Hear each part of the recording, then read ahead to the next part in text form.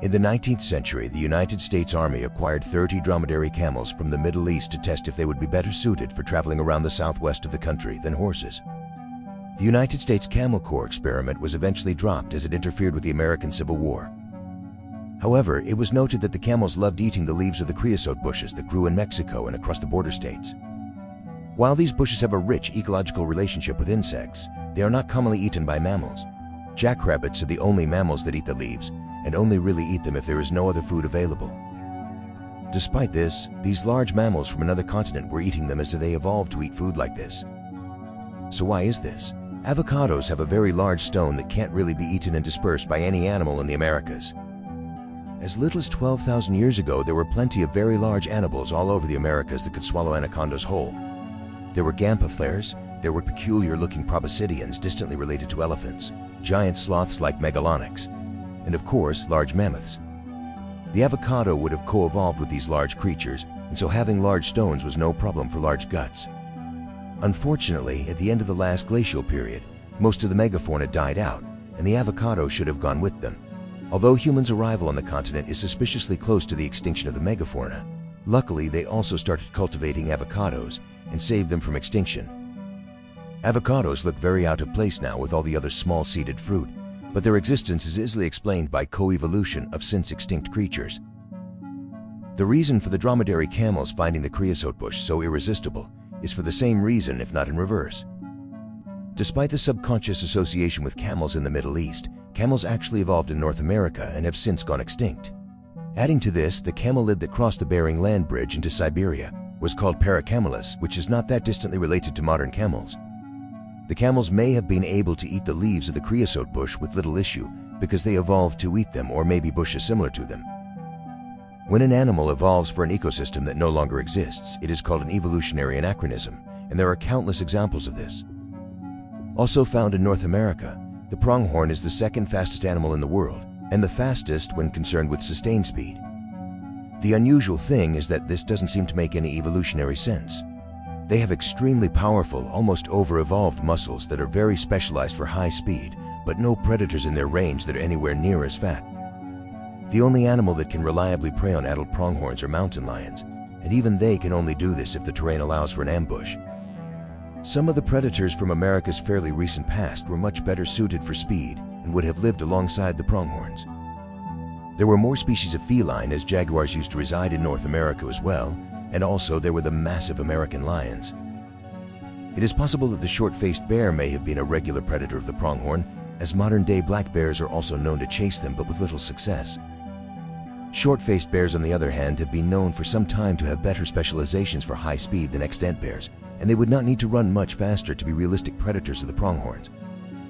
However, the most likely candidate for the pronghorn's selective pressures are the species of American cheetah that used to be found in North America. They were similar to modern-day cheetahs, but not closely related, and if they could reach anywhere near cheetah speed, this would explain why the pronghorns can run so fast. Cheetahs can also only run at top speed for a matter of seconds, so this would also explain why the pronghorns are good at sustained speed. Evolutionary anachronisms are similar to vestigial organs, but are not to be confused as they are different. Both categorize organs that evolved to deal with pressures that no longer exist in the present day. However, a bowhead whale is unable to use the tiny bones remaining from where its hind legs would have been, making them vestigial. Whereas although a pronghorn's running specializations are no longer needed, they are still able to use them. So in the case of anachronisms, the organs that have evolved for a no longer needed purpose are still usable. These phenomena can also create behaviors in animals that may have once aided in survival but are no longer necessary. Certain species of lemur, such as the ring-tailed lemur, are very rarely hunted by predatory birds as they are too big to be reliable prey for any of the birds in Madagascar. Although certain hawks on the island actually present little threat to these creatures, particularly the large ones, they react strongly to their presence with vigorous alarm calls. As noted by many scientists, their fear of birds of prey seems to be very over the top for the threat level. It is known that a much larger bird of prey called a Malagasy crowned eagle once lived in Madagascar and died out as little as 500 years ago. This bird is thought to have been around the size of a golden eagle and as much as twice the size of any currently living bird of prey in Madagascar. As such, it probably presented a real threat to even large species of lemur. The fear of predatory birds could have developed in the past, even though this large bird has gone extinct. Evolutionary anachronisms affecting behaviors is actually something that you experience every day, as it is very prevalent in humans. Something called supernormal stimuli is in fact very similar to evolutionary anachronisms. In psychology, a supernormal stimulus is when an evolutionary urge receives a stimulus that has a much stronger response for which it has evolved. For example, humans have evolved certain cravings for fat, salt, and sugar. They can now be satisfied to a much greater extent with modern junk food than typical food that's found in nature. It has also been argued that television satisfies certain social cues like laughter and smiling faces much more frequently than you could receive in real life. Some psychologists argue that supernormal stimuli govern the behavior of humans just as much as in non-human animals. Unfortunately, evolutionary anachronisms can also be seen as our last living links to the megafauna that used to inhabit the northern hemisphere as little as 10 to 13,000 years ago. As a result, these animals that are evolved to a different time are often endangered, like the largest bird in North America, the California condor. These birds are critically endangered and were once almost extinct.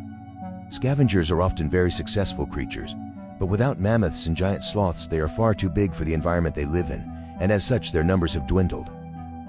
Luckily, Californian condors were able to stave off extinction because they specialized eating washed-up sea creatures.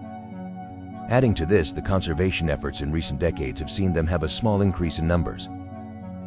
However, this shows that evolutionary anachronism offers some of the best arguments for bringing back certain extinct Ice Age beasts.